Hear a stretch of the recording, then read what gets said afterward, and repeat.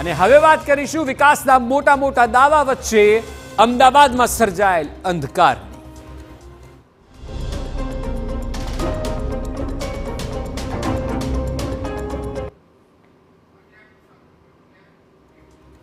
ગુજરાતની કહેવાતી સૌથી મોટી અને સ્માર્ટ મહાનગરપાલિકાના પાપે શહેરના હાલ બેહાલ થયા છે. સત્તાધીશોની અણઆવડત, અધિકારીઓની લાલિયાવાડીના પાપે અમદાવાદ શહેરને કાળા અંધકારમાં ધકેલી દીધું છે. એએમસીના સત્તાધીશો અને 800 અધિકારી વેરો ઉઘરાવવામાં તો પાછા નથી પડતા, પરંતુ જનતાને સુવિધા આપવામાં તેઓને આળસ આવે છે. તે ગાઢ હાલ સર્જાયો છે. ત્યારે જો 24 કલાક સતત ધમધમતું શહેર અમદાવાદ આખરે કેમ અંધકારમય છે?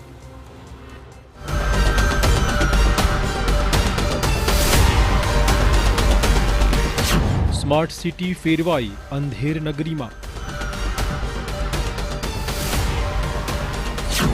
કોના ખિસ્સામાં ગયા પ્રજાના ટેક્સના રૂપિયા?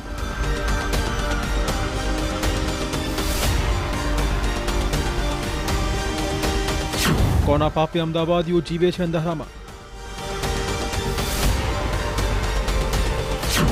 ક્યારે અમદાવાદ બહાર આવશે અંધારપટમાંથી?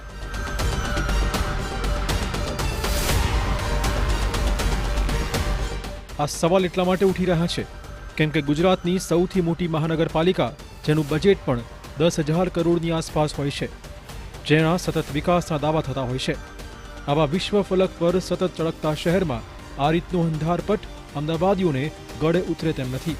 અફસોસની વાત એ છે કે અમદાવાદમાં સ્ટ્રીટ લાઇટ તો નાખેલી છે, પરંતુ રાતના સમયે જ ચાલુ થતી નથી. અંધારપટ છવાયેલો જોવા મળે છે. શહેરની આ સ્થિતિને લઈને જો કોઈ જવાબદાર હોય તો તે છે એએમસીના સત્તાધીશો અને તેના અધિકારીઓ. લાઇટ વિભાગ દ્વારા અપાયેલો કોન્ટ્રાક્ટ પૂરો થયો. કોન્ટ્રાક્ટ પૂરો થયો છતાં ટેન્ડર બહાર ન પડાયું. કોન્ટ્રાક્ટ પૂરો થવાના 1 મહિના પહેલા જ ટેન્ડર બહાર પાડવાનું હોય છે. કેમ અધિકારીએ ટેન્ડર પ્રક્રિયા અગાઉ ન કરી? કેમ વીજળી વિભાગના અધિકારીના પેટનું પાણી ન હાલ્યું?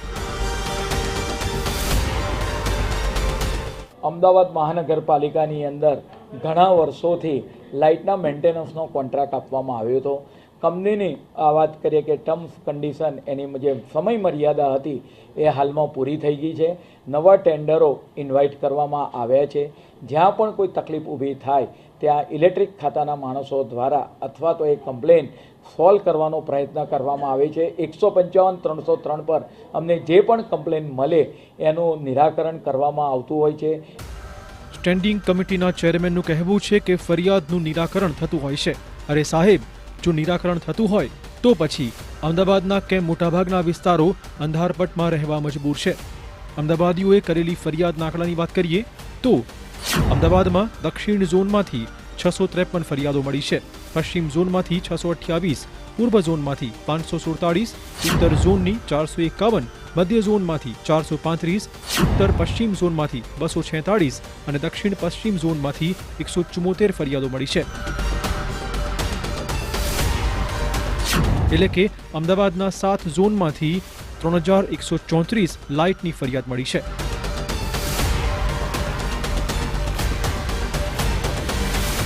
અને એમાંય આ તો કોર્પોરેશનના ચોપડે નોંધાયેલ ઓફિશિયલ આંકડા છે. આ ઉપરાંત પણ હજારોની સંખ્યામાં લાઇટના થાંભલા બંધ છે. ત્યારે આ આંકડાઓ પરથી એ વાત સ્પષ્ટ છે કે દિવાળી સમયે શહેરને દુલ્હનની જેમ શણગારતા અમદાવાદ કોર્પોરેશનના સત્તાધીશોના રાજમાં 365 દિવસ ચાલુ રહેવી જોઈએ તેવી સ્ટ્રીટ લાઇટના થાંભલા બંધ છે. એટલે કહી શકાય કે સત્તાધીશોને તાઇફાઓમાં રસ છે, લોકોની પરેશાનીનો ઉકેલ લાવવામાં નહીં.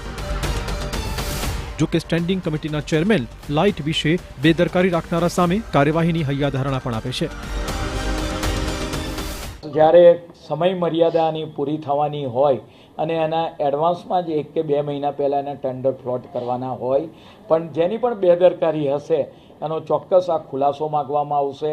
2000 લાઇટના નવા પોલ નાખવાના ટેન્ડર પણ આવી ગયા છે. આવનાર સમયગાળા દરમિયાન જ્યાં જ્યાં નગરમાં સ્ટ્રીટ લાઇટ નાખવાની બાકી હશે એ વિસ્તારો એની અંદર કવર કરવામાં આવશે. અરે સાહેબ, એક તરફ તમે 2036માં અમદાવાદ ઓલિમ્પિકની તૈયારીઓ શરૂ કરી છે, બીજી તરફ તમે જ તમારા શહેરની જનતાને સ્ટ્રીટ લાઇટથી વંચિત રાખી રહ્યા છો. એ પણ તમારી અણઆવડતનો પુરાવો છે. ત્યારે આશા છે કે એએમસીની ઓફિસમાં રહેલા 800 અધિકારીઓની ઊંઘ ઉડે અને શહેરના લોકોની આ સમસ્યાનો અંત આવે. જિગ્નેશ પટેલ, TV9, અમદાવાદ.